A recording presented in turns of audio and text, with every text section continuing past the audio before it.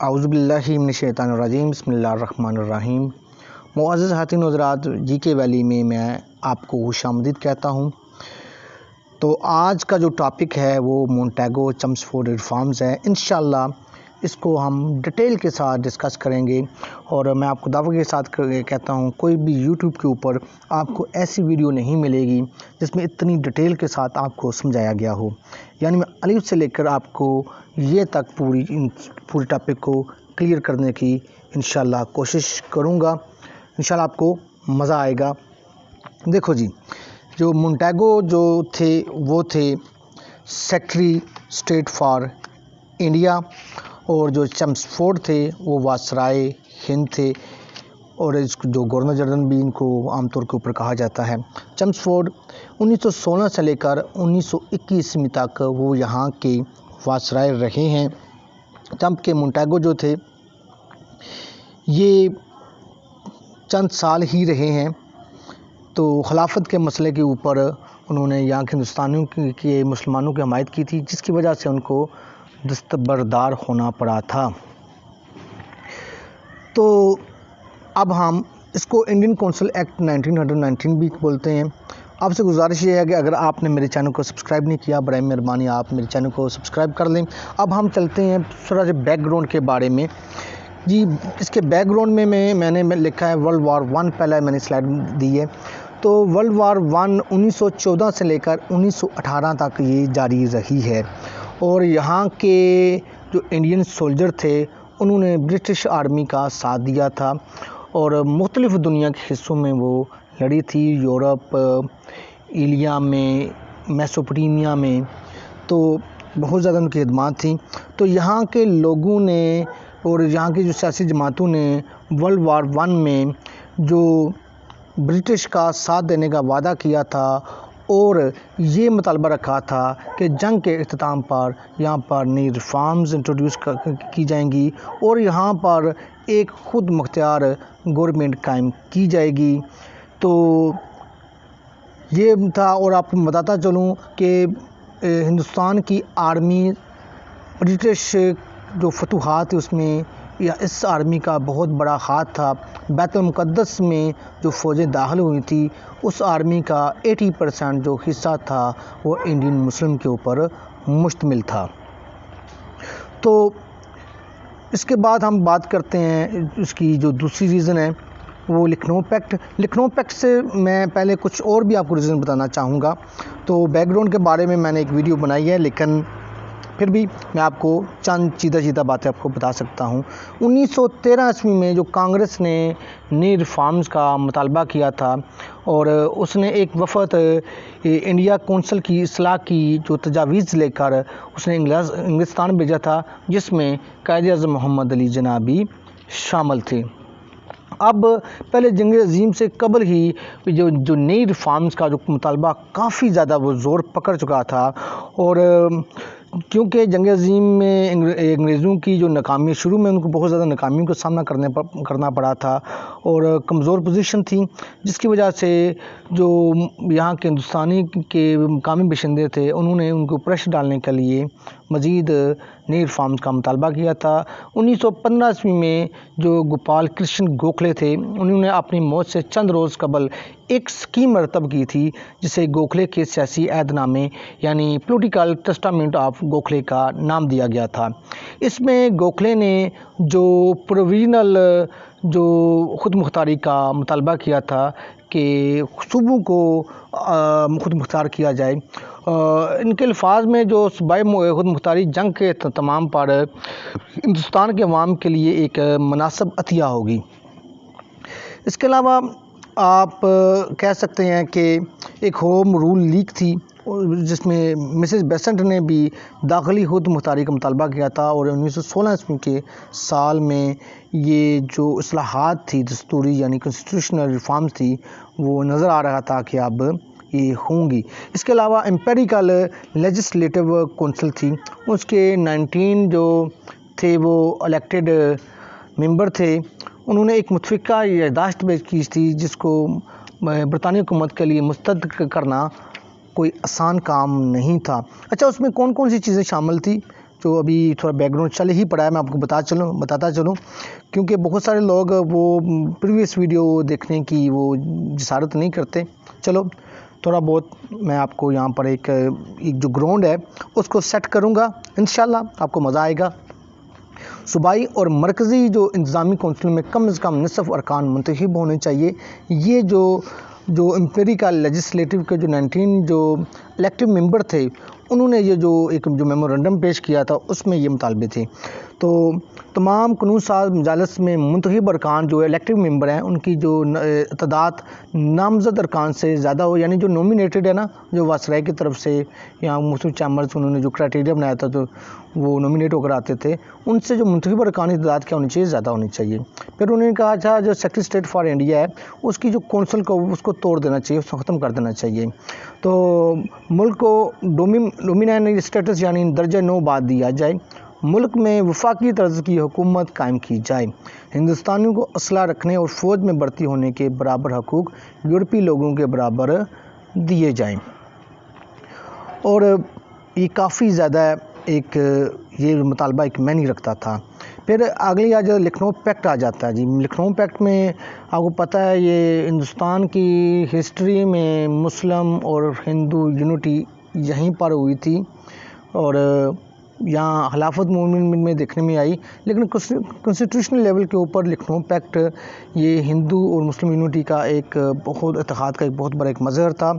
इसमें तो एक तो मुसलमानों का जो सेपरेट इलेक्टोरेट का जो मुतालबा था वो कांग्रेस और जो दूसरी हिंदू जमातें थीं उन्होंने मान लिया था।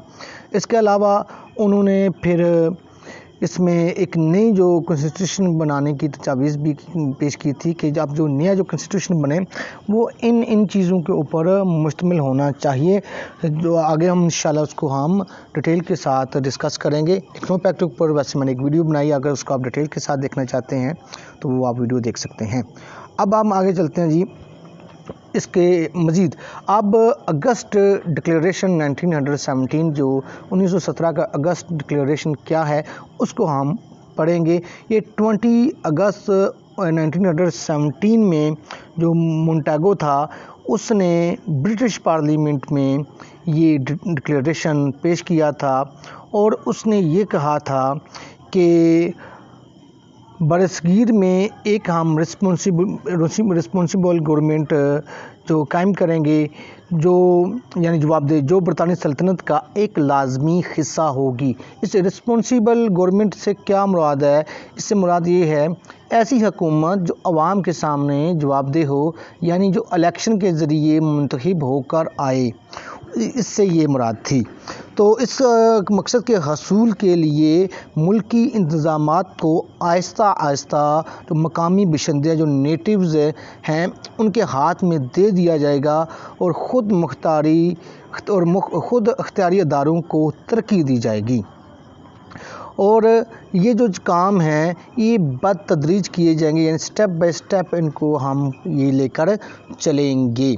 ये था मोंटेगो चेम्सफोर्ड, ये मोंटेगो का डिक्लेरेशन था। अब इसने अपने इस ऐलान को अमली जामा पहनाने के लिए वो 10 नवंबर 1917 ईस्वी को वो यहाँ पर यानी हिंदुस्तान में तशरीफ़ लाया और मुख्तलिफ उसने वफूद से मुलाकातें की, जिसमें कायद-ए-आज़म मोहम्मद अली जिन्नाह और गांधी भी शामिल थे। इसके अलावा मदन मोहन मालवीय, बेगम साहिब भोपाल, राजा साहब महमूदाबाद भी इसमें शामिल थे। और अलीगढ़ का जो वफ़द था, जो उस वक्त अलीगढ़ के सेक्रेटरी थे नवाब इसहाक़ खां, उनकी क़यादत में उसको उससे मिलने के लिए आया, लेकिन उन पे इनके कदगन एक यानी पाबंदी ये लगा दी गई कि हम मिल सकते हैं, लेकिन जो एड्रेस जो पेश हुआ है उसमें अली बरदरान का नाम निकाल दिया जाए। आपको पता है अली बरदरान बागी जो सरगर्मियों में सरफ़हरिस्त थे और उन्होंने अपने अखबारों के ज़रिए, अपने स्पीकिंग पावर के ज़रिए हिंदुस्तानी में ब्रिटिश गवर्नमेंट के लिए काफ़ी मुश्किलात पैदा की हुई थी और इनका नाम वो लोग सुनना नहीं चाहते थे। अच्छा जी, अब इन दोनों ने जो था ये चेम्सफोर्ड और मोंटेगो, इन दोनों ने मिलकर एक रिपोर्ट तैयार की और उसको उन्होंने जुलाई 1918 ईस्वी में शाया किया। ठीक है। उसको मैं क्या लिखा था मैं उसको की तरफ नहीं जाऊंगा। अगर आपको चाहिए होगा आप टेलीग्राम के ऊपर आप मेरे उसमें मुझसे रब्ता कीजिए, इंशाल्लाह मैं आपको बता दूंगा। तो अब हम इसके मज़ीद जो आगे जाते हैं जी, उसने इसको जून 1919 में यानी जून 1919 में उसने इसको ब्रिटिश पार्लियामेंट में इस मसौदा कानून को पेश किया। ठीक है, इस रिपोर्ट को पेश किया और जो दोनों ईमान थे और जो शहंशाह की जो मंजूरी उसने वहाँ से ली और ये 23 दिसंबर 1919 को ये कानून बन गया। अच्छा जी, और नवंबर 1920 ईस्वी में इसके तहत इंतखाबात हुए और फरवरी 1921 ईस्वी में नई मजालस कानून साज असम्बलियों ने यानी लेजिस्लेटिव असम्बलियों ने काम का आगाज़ किया। ये कुछ थे इसके बिहाइंड, इसके बैकग्राउंड के बारे में। अब हम इसकी मेन फीचर्स के बारे में हम बात करेंगे। आप देख सकते हैं मैंने पहले लिखा है the council of secretary of state, वो जो होगी वो 8 से 12 मेंबर्स के ऊपर मुश्तमिल होगी। ठीक है जी। Secretary of state for India किधर बैठते थे जी? ये बैठते थे बरतानिया में, वहाँ से ये रूल करते थे हिंदुस्तान के ऊपर। ये ब्रिटिश पार्लियामेंट के एक नुमाइंदे होते थे। तो इसकी जो कौंसिल होगी वो 8 से 12 मेंबर के ऊपर मुश्तमिल होगी, जिसमें जो 3 हैं वो इंडियन होंगे। And half member should have spend in India 10 year, मतलब जो आधे जो मेंबर हैं वो उनके लिए इन्होंने एक कंडीशन लगाई थी, उन्होंने कम से कम 10 साल हिंदुस्तान में मुसलसल गुजारे हों, यानी उनको यहाँ पे हिंदुस्तान में ऑफिशियली तौर पर जो वर्क करने का जो एक्सपीरियंस है वो 10 ईयर उनका होना चाहिए। Secretary of state follow the advice of his council, और जो secretary of state for India हैं वो अपनी कौंसल की एडवाइस को फॉलो करेंगे, यानी उसके मुताबिक वो चलेंगे। अच्छा, निचला जो पॉइंट है वो बहुत इंपॉर्टेंट है, सैलरी फ्रॉम ब्रिटिश गवर्नमेंट। अच्छा जी, पहले ये था कि जो सेक्रेटरी स्टेट फॉर इंडिया थे उनकी जो सैलरी थी वो दी जाती थी कहाँ से जी? हिंदुस्तान के ख़जाने से। लेकिन 1916 में जो लखनऊ पैक्ट में ये मुतालबा रखा गया था कि जो इसकी जो सैलरी है वो ब्रिटिश वो दें, क्योंकि ये बरतानिया का नुमाइंदा है, हिंदुस्तान का नुमाइंदा नहीं है। ये बहुत बड़ा मुतालबा था। इस मुतालबे को उन्होंने 1919 की रिफॉर्म्स में मान लिया और जो सैलरी थी इसकी वो ब्रिटिश जो ख़जाना था उससे दी जाने लगी। इनकी आप कह सकते हैं मुस्लिम लीग और कांग्रेस की एक बहुत बड़ी एक आप कह सकते हैं विक्ट्री थी। तो power decrease in administrative power. अच्छा जी, इसको मैं पावर डिक्रीज एडमिनिस्ट्रेटिव पावर के बारे में बात करने से पहले आपको बताता हूँ कि इसकी जगह पर इंडियन हाई कमीशनर का जो क़याम वो अमल में लाया गया था, और जो इंडियन हाई कमीशनर को हिंदुस्तान का नुमाइंदा करार दिया गया था, यानी वो अब हुकूमत हिंद का वो नुमाइंदा था और उसकी जो तनख्वाह है वो हिंदुस्तान के ख़जाने से दी जाने लगी। इंडियन हाई कमिश्नर की जो तनख्वाह वो कहाँ से दी जाएगी? वो इंडिया के ख़जाने से दी जाएगी।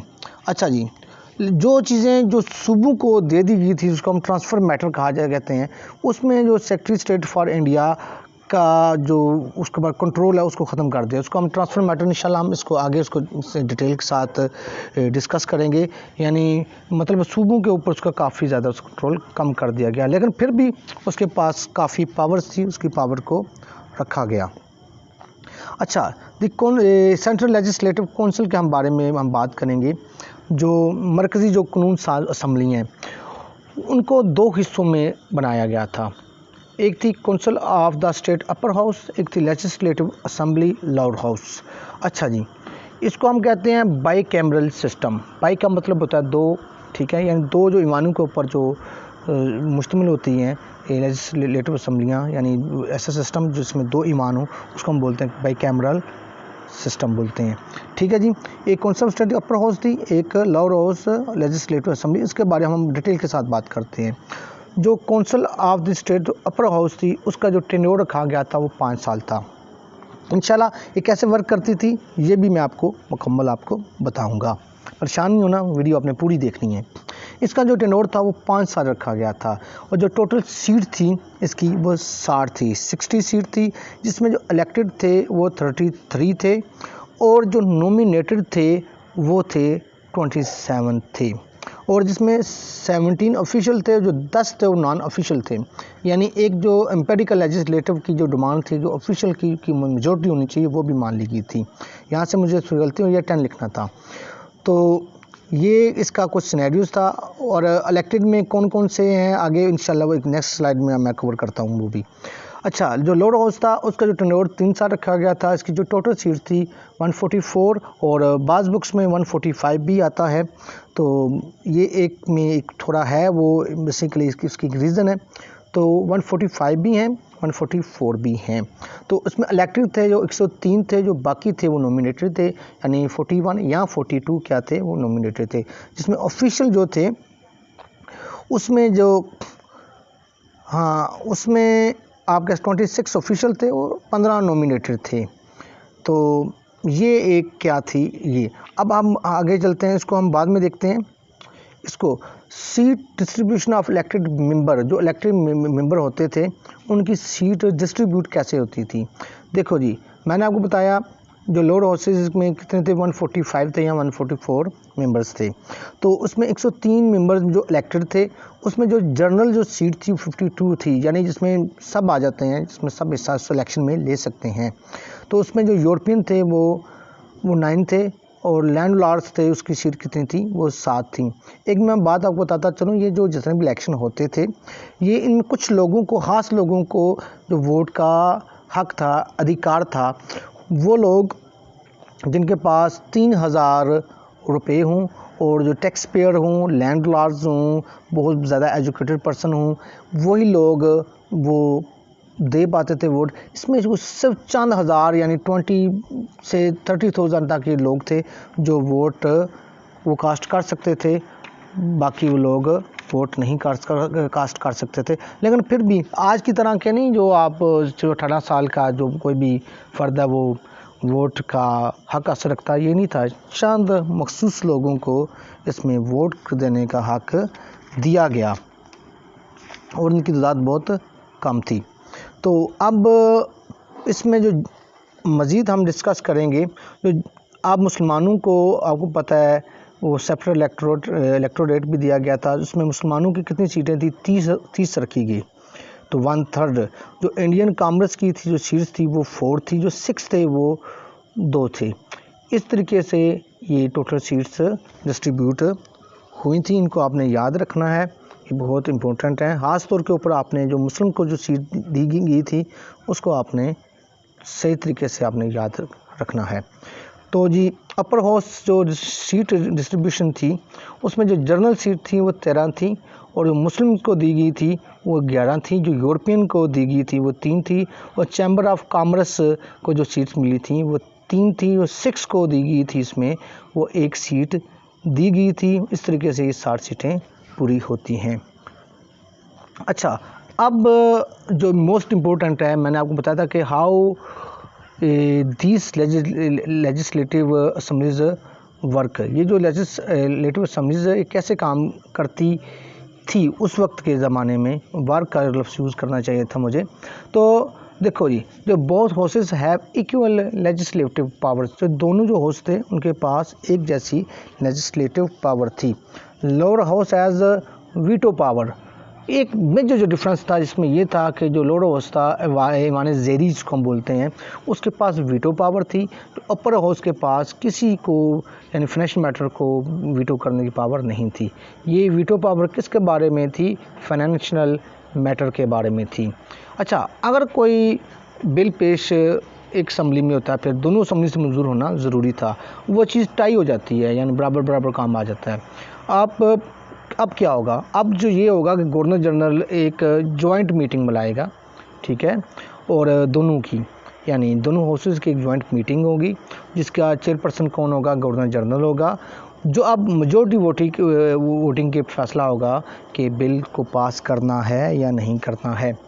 लेकिन जो असल जो पावर थी वो गवर्नर जनरल के ही पास थी। अगर गवर्नर जनरल किसी बिल को मुस्तरद कर देता है, वो मुस्तरद ही समझा जाएगा। इसके लिए मैंने एक अलग स्लाइड बनाई गई है, इसमें आपको महत्वपूर्ण पावर्स के बारे में मैंने आपको बताया हुआ है। तो अब हम वायसराय की एग्जीक्यूटिव जो कौंसिल है उसको हम देखते हैं। जो वायसराय की जो एग्जीक्यूटिव काउंसिल थी उसके मेंबर की जो तादाद थी वो 6 थी, जिसमें 3 इंडियन अलाउड थे, यानी 3, यानी इसके जो 6 मेंबर थे उनको मुख्तलिफ पोर्टफोलियो दिए गए थे। जैसे हमारा जो होम मिनिस्टर होता आगे पीछे, तो ये जो 6 मेंबर हैं इनको भी ऐसे पोर्टफोलियो दिए गए थे, फाइनेंस मिनिस्टर वगैरह, ये जो चीज़ें 6 थी। उसमें 3 तो इंडियन थे, और जो एडिशनल जो मेंबर हैं यानी जो अजाफी जो मेंबर्स होते हैं वो उनकी तादाद 16 से 60 के दरमियान रखेगी, यानी वो 16 से लेकर 60 तक वो हो सकती थी। तो जो नॉमिनेशन पावर थी वो किसके पास थी? वायसराय के पास थी। इनको कौन नॉमिनेट करता था? इनको डायरेक्ट जो वायसराय नॉमिनेट करता था।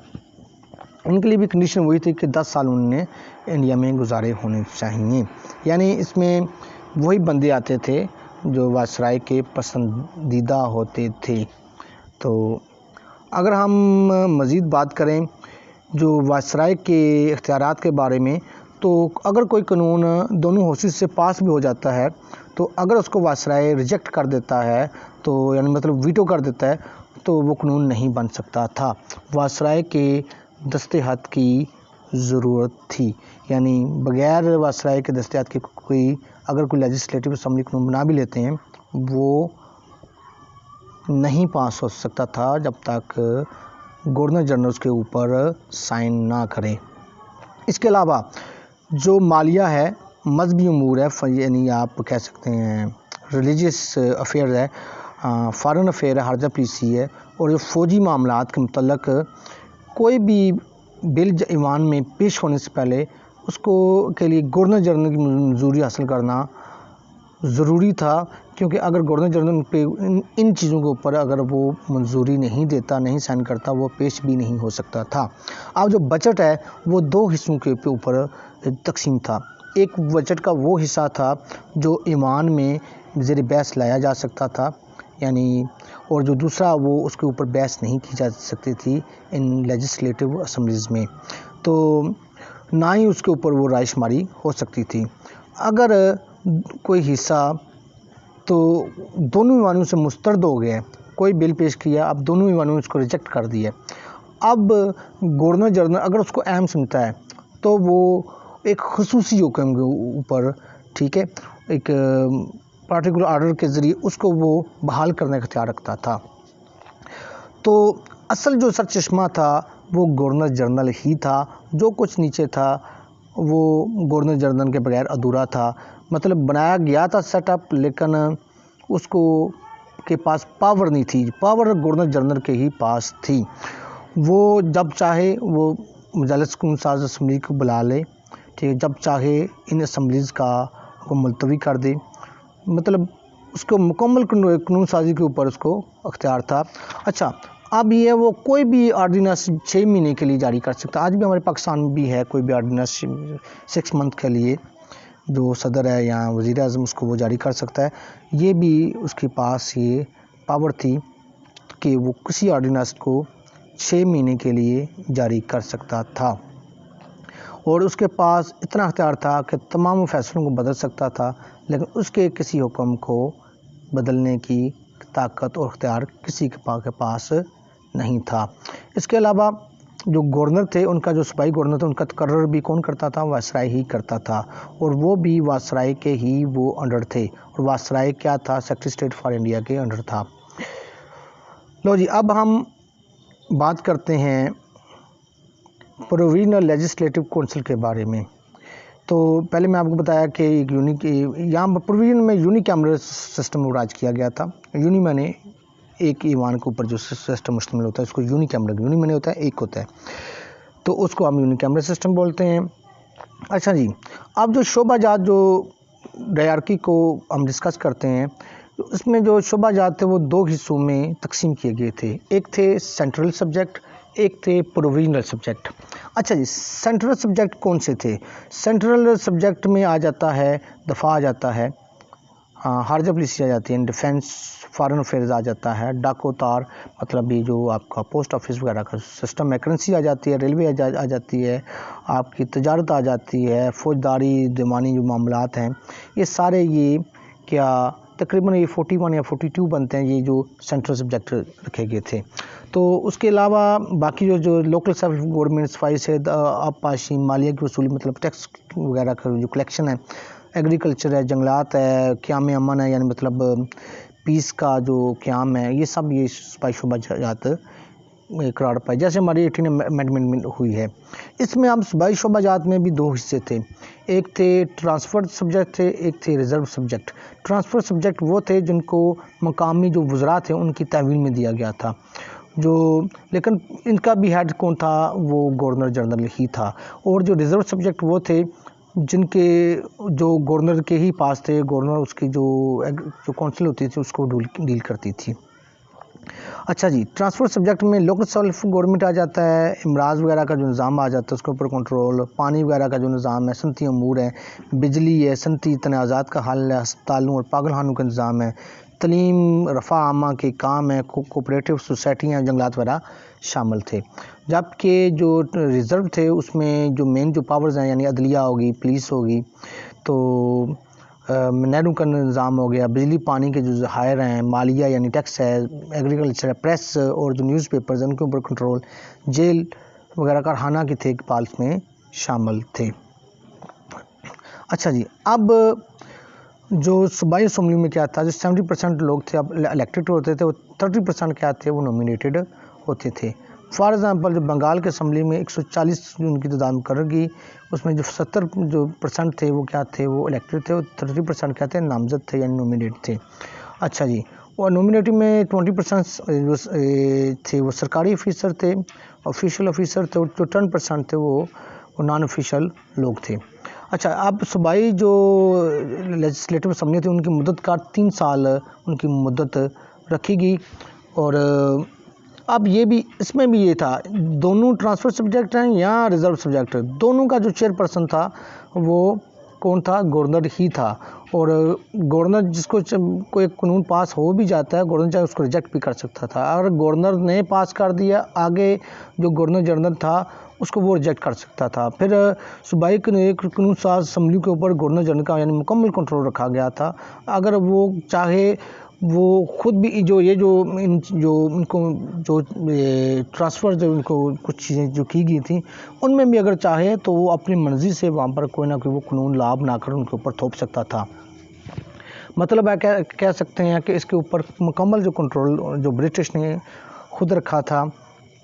तो प्यारे दोस्तों, अगर वीडियो अच्छी लगी हो तो वीडियो को लाइक करना, चैनल को सब्सक्राइब करना और इसको आगे शेयर करना मत भूलें। बहुत मेहनत से वीडियो ये बनती है। अगर आप हमारे चैनल को सब्सक्राइब करेंगे, इससे हमारा हौसला बढ़ेगा, हम आपके लिए ऐसी नई नई वीडियो लेकर आएंगे। और किसी किस्म का आपको इसके बारे में कोई क्वेश्चन हो तो आप हमसे डिस्कस कर सकते हैं, हमसे पूछ सकते हैं। लेकिन ये सिस्टम मैं आपको बताता चलूँ, ये नाकाम हो गया था, कैसे हुआ था, इंशाल्लाह अगली वीडियो में हम देखेंगे। वमा अल्लाह अल बलागुल मुबीन।